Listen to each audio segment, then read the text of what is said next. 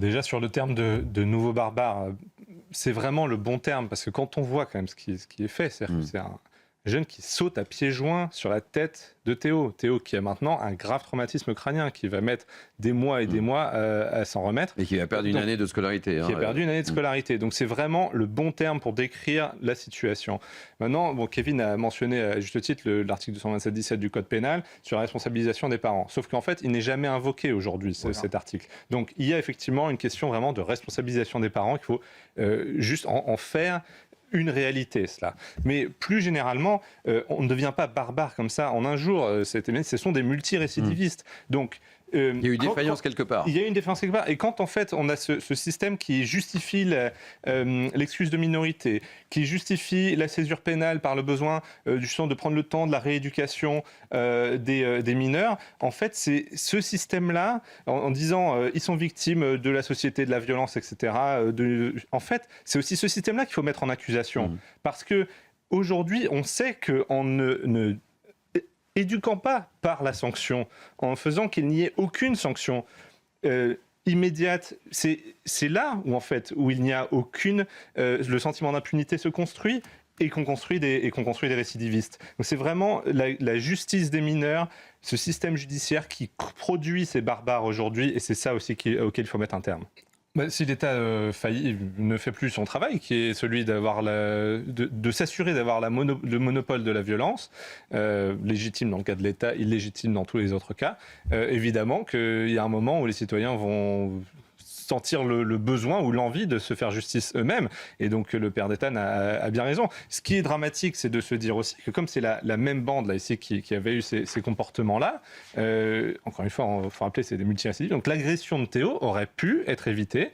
C'était le 26 décembre. Bien sûr. Si, comme aux Pays-Bas, il y avait des comparutions immédiates dans les 36 heures, il y a une condamnation et une sanction, eh bien ces jeunes barbares n'auraient pas été dans la rue et n'auraient pas eu tout le loisir de récidiver, mais un mois et demi plus tard, dans une attaque extrêmement violente contre là. Et là où, juste pour terminer, la mère de Théo et ce père-là ne s'en prend pas à Emmanuel Macron, mais la mère de Théo qui s'en prend directement à Emmanuel Macron, a raison. Parce que quand le Conseil constitutionnel a censuré la loi Attal, Emmanuel Macron, sur la justice des mineurs. Bien sûr, sur la justice des mineurs. Emmanuel Macron aurait dû aller au référendum. Au référendum sur 3 choses simples.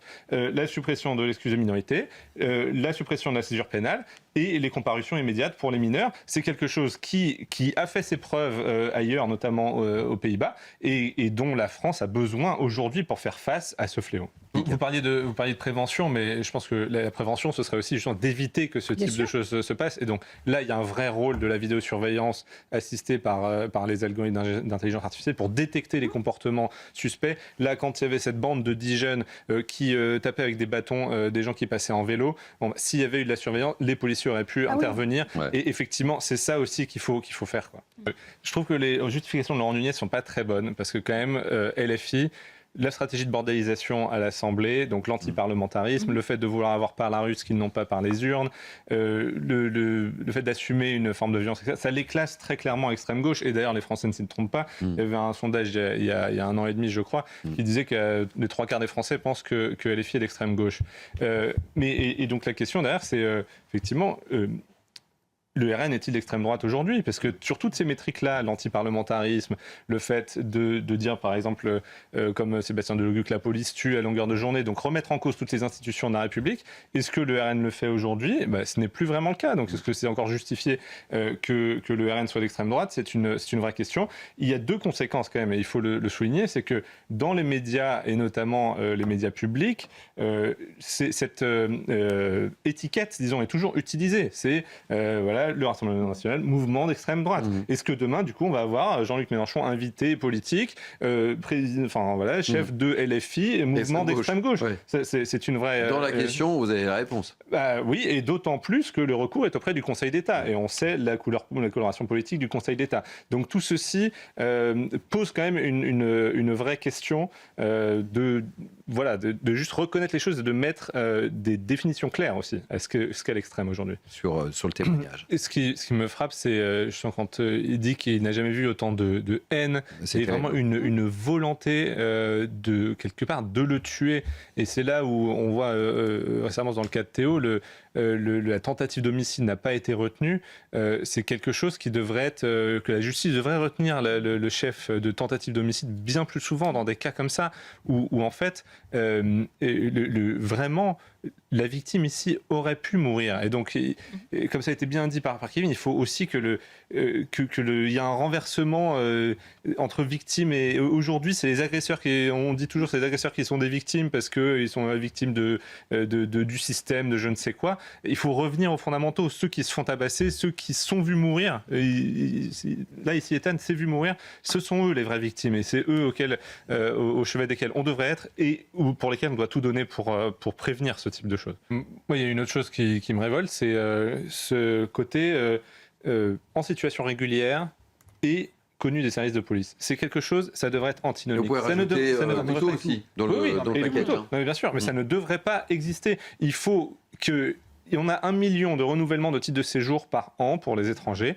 Il faut que ce soit automatique et que ce soit impossible pour un fonctionnaire de renouveler un titre de séjour si quelqu'un est connu des services de police. Ça devrait être la base de la base du fondamental. Et d'autant plus ici, cette personne son titre de séjour doit être révoqué, il doit être expulsé. C'est tout. Il y a un moment, il faut reprendre un peu de bon sens.